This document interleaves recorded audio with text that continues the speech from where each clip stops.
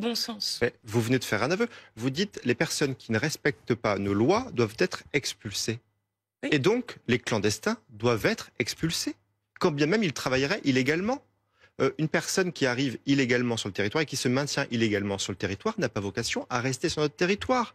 Quand on veut venir travailler en France et que l'on est étranger, on fait une demande et elle est acceptée ou elle est refusée. Mais on ne vient pas comme ça sans demander la permission. Ensuite, sur les métiers en tension, excusez-moi, ça fait 40 ans qu'en France, il y a des métiers en tension. Ça fait 40 ans qu'on fait venir de la main-d'œuvre étrangère. Et ça fait 40 ans que le problème persiste et même s'aggrave, s'amplifie.